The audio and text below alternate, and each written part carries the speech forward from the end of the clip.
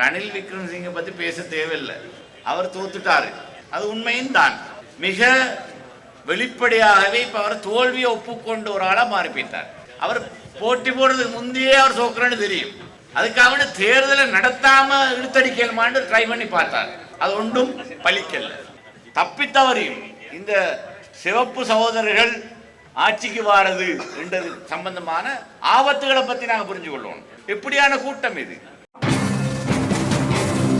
ஒவ்வொருவருக்கும் அந்த நாட்டில் பொருளாதாரம் பாதிச்சிருக்கிற நேரங்கள் பலருக்கு கூறப்பட்டது. இதை சீராக்குவதற்கு வருவதற்கு யாருமே முன்வரவில்லை. ஆனால் எமது ஜனாதிபதி துணிஞ்சு வந்து எடுத்தார், நாட்டை முன்னேற்றி இருக்கின்றார்.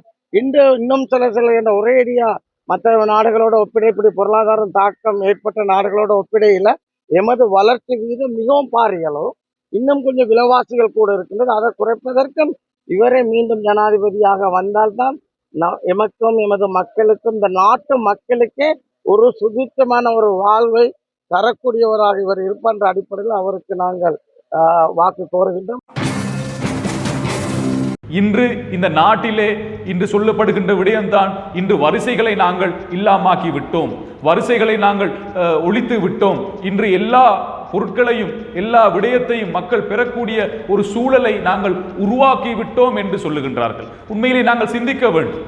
இன்று இவ்வாறான ஒரு சூழலை ஏற்படுத்தியவர்கள் யார்? நாட்டை பாரமெடுத்து நாட்டை சிங்கப்பூராக, நாட்டை ஒரு வளர்ச்சி அடைந்த நாடாக உருவாக்க போகின்றோம், அந்த விடயத்துக்காக எங்களுக்கு வாக்களியுங்கள் என்று சொன்னவர்கள் தான் இந்த நாட்டை நாசமாக்கியவர்கள். இன்று இவர்கள் மீண்டும் சொல்லுகின்றார்கள், வரிசையை நாங்கள் இல்லாமாக்கி விட்டோம், நாங்கள் வராமல் விட்டால் அல்லது எங்களுக்கு இந்த சந்தர்ப்பம் மீண்டும் கிடைக்காவிட்டால் நாடு இவ்வாறான ஒரு சூழலுக்கு தள்ளப்படும் என்று சொல்லுகின்ற ஒரு விடயம் உண்மையிலே ஒரு வேடிக்கை மிக்க ஒரு விடயமாக காணப்படுகின்றது.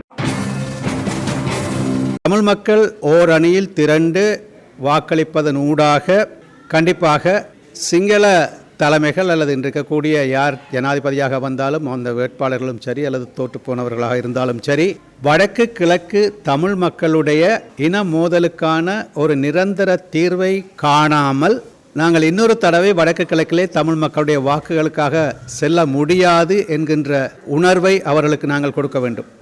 குனிய குட்டுபவனும் மடையன் என்பதை அவர்களுக்கு புரிந்து கொள்ள வைக்க வேண்டும். நாங்கள் குனிவதற்கு ஒரு எல்லை உண்டு.